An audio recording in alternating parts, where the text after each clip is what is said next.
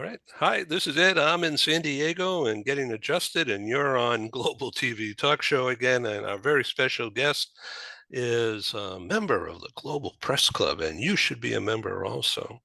So here is Tatyana St. Germain in the Midwest, U.S. Midwest. Welcome. Thank you so much for having me, Ed. Always Uh, a pleasure to be here. You're so kind, so pleasant to be with, frankly. So we're going to talk about great people management, great people leadership, great people development, and that I've been reading your propaganda, so so it's all about assessment and getting the people, well, getting in touch with who these people really are and how they fit. Is it a good fit? Isn't that right? That's right. I always say that we don't build companies. We're supposed to be building people, Hmm. and then people build the companies. But unfortunately, people are unpredictable. They're the most important asset in the business, but the most unpredictable one. And so it's difficult to make those real human decisions and make the right decisions, who to hire, who to promote, who has what it takes to be a great leader. And mistakes happen, promotional mistakes, hiring mistakes, and that leads to some unpleasant results. So what we do is provide pre-hire and post-hire assessments to organizations to give them the information they're missing. That's the biggest disconnect. I think all your listeners would agree that people are the foundation of every business. It's just we need to figure out how to work with people. How can we work with and through people and achieve the results that our organizations need to achieve? So yeah, filling the gap with that information gap, that's what assessments help organizations do.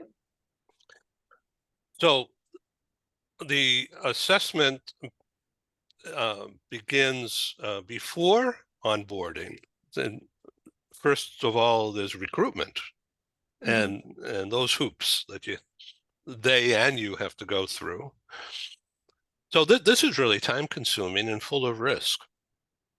It is. The hiring process, well, depends on the organization, depending on the industry, can be extremely costly and can be very time consuming. I'm working with a company that that has multiple locations and they're experiencing extremely high turnover. So we just started talking. And by extremely high turnover, I'm talking over 200%. So they are constantly recruiting, they're constantly interviewing, and I'm coming in with my team and my resources to understand what is not working in this process. Where can we actually save you time, save you money, and reduce turnover and make sure that people stay, the ones that you hire stay. So we're looking at the hiring process. Do you interview well? Assessments provide interview questions. So then hiring managers don't see it as, oh, well, there's just something else we need to add to the process. No, it's something else, the piece of information that's going to help you make a better hiring decision, and it will help you conduct a better interview, winning interview. And when you walk away from the interview knowing that you made the best possible, most informed decision, it doesn't feel like your hiring process is convoluted or is a flip of a coin. So you create some predictability in the process. What percentage of the people that you're working with are female? When I say working with, not the company that employs you, but the individual that's going through assessment. I know this is an off the wall question. I haven't really done the study of, I mean, I've been doing this for 20 years and probably done hundreds of thousands of assessments. So I would assume that with this kind of data, we're close to a bell curve, you know, 68%, somewhere under the bell curve. It's both men and women. I never really thought about it. Even in HR or at the executive level, the individuals that I'm actually working with and having strategic conversations, I would say they're split evenly, men and women. from all walks of life. So I have to assume, as a layman, I have to assume that the people who are applying for the job or who are being assessed are doing it willingly, and but they must have some fear, and you probably encounter that frequently, and you probably have a system or way of um, understanding that there's a fear situation going on and people are reluctant to give you information when they want the job, but they are probably unnerved by some of this. Yeah, and depending on the assessment, I mean, it could be pretty sophisticated. It asks some very pointed questions of a person about them, how they problem solve, their work ethic. There's a variety of different types of questions that help an organization understand if there is a fit between this person's values and who they are as a person and the job and the organizational values. That's what we're looking for, is the match. There's definitely, on the candidate side, there's that psychological pressure of going in for a position, for a job. Most candidates accept assessments as being part of the process, as a benefit, actually, because if they most people want to work on a team and work for a company that cares about their people. So when there's a rigorous selection process, those individuals will actually appreciate the fact that the company cares who they bring on. And they will go through the assessment, and they will provide honest answers. And then they can ask questions during the interview process and onboarding process. But what we do, just one of the best practices for implementing assessments, you want to communicate the intent. You want to make things very clear for your candidates. You want to also insert the assessment into the hiring process at appropriate moments. Perhaps it's after the phone interview or after the first round of interviews, face-to-face interviews, but definitely before the final face-to-face interview or Zoom face-to-face interview, so that it gives a chance to the hiring manager to ask all those important questions. But yeah, I would say, regardless of some trepidations that candidates might have about any part of the hiring process, if they really want the job and they care about the team that they're going to potentially be part of, they will be happy to take the assessment. Yeah. So how do people feel about going through this investigation? The assessment itself, Yeah. again, I think sort of what I alluded to in the last section, in the last response, they go through the assessment. They may ask some questions if something is unclear, but we make it very clear in the communication from the company that this is part of our process. We care about our team, how long this assessment will take. We explain everything. There's a video that typically plays before the assessment taker goes through it. It's not an investigation. It's really an assessment of who they are. So it's not positioned as anything invasive. I don't go in and interview them or anything like that. So it's an online evaluation of who they really are and how they think, how they talk, how they problem solve, how they perform in different situations. So it's very situational, behavioral, what motivates them. These are all the things that are important for all of us to ponder, just for the self-awareness sake. And then during onboarding, what organizations do is use this information from the assessment to help in the onboarding process. They have much deeper conversations with the newly hired individual to help them understand themselves better than they even know themselves. So what a powerful thing to do for a company is to show, yes, we care who we bring on. We're being selective and discerning. So now you're part of the team. Welcome.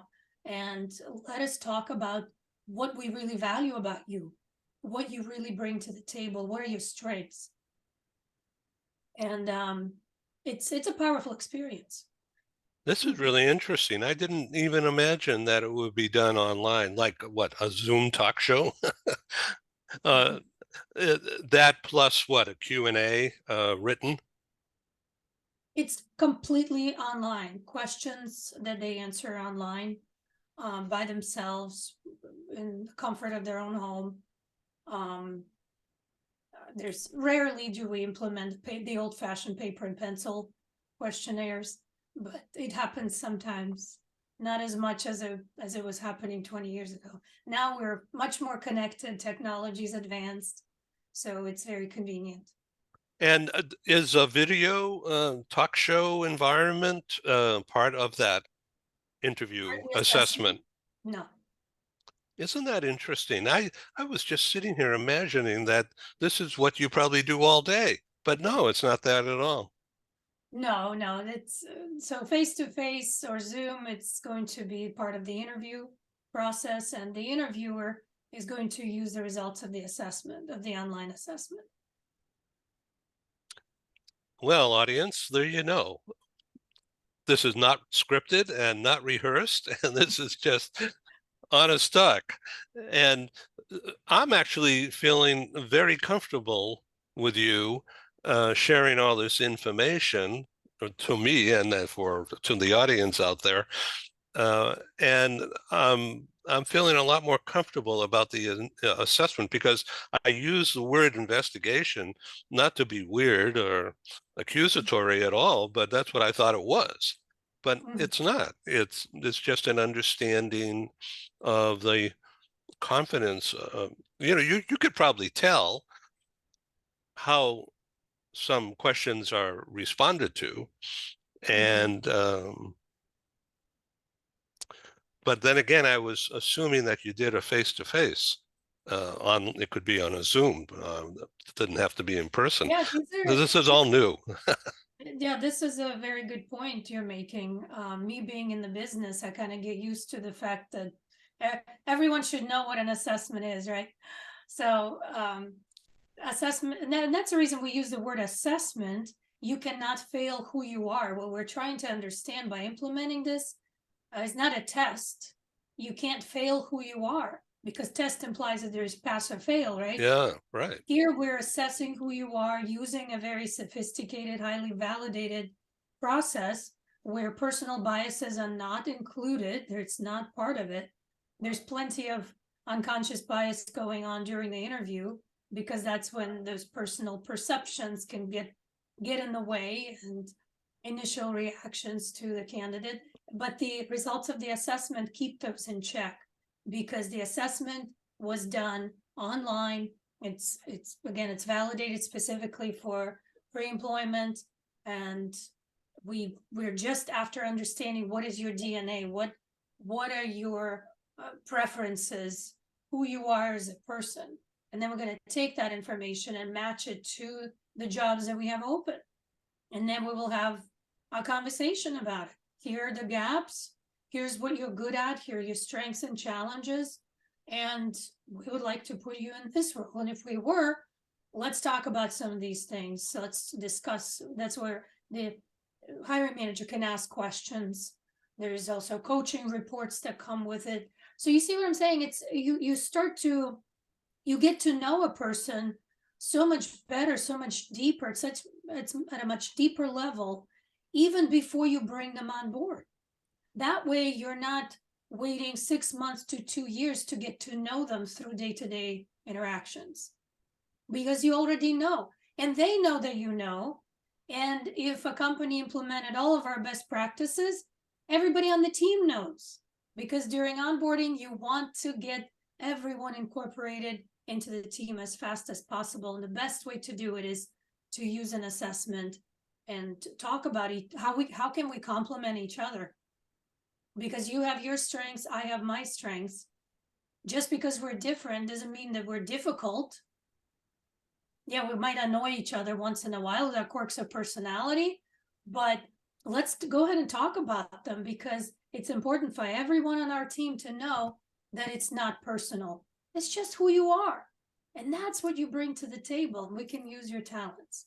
You know what? This has really clarified the whole situation for me, and I hope for the audience out there. And I thank you for being so easy to dialogue with in this regard, and for answering my questions and setting me straight. and and that's fine. I'm happy to do that and participate. Okay, so let's bring this to a close now, and I thank you very much for your time. Once again, tell our audience how to reach you. I am on LinkedIn, and I believe I am the only Tatyana St. Germain on LinkedIn. You can connect with me, please message me, and feel free to visit our website, greatpeoplemanagement.com, greatpeoplemanagement.com. And if I could just take a second, we have an Yes. exciting opportunity. Perhaps some folks in your audience might be interested in it. We are conducting a free job studies with the intent to benchmark what successful people do in key positions across industries, different companies, different geographies. So if you have about over 100 employees in your company, and you have that one critical position, maybe it's sales or engineering, or it's highly skilled, or nursing, or one of those really difficult to fill or difficult to keep people in positions, and you're trying to understand, well, what makes our top performing people who stay so different? Help me understand those. Please reach out to me.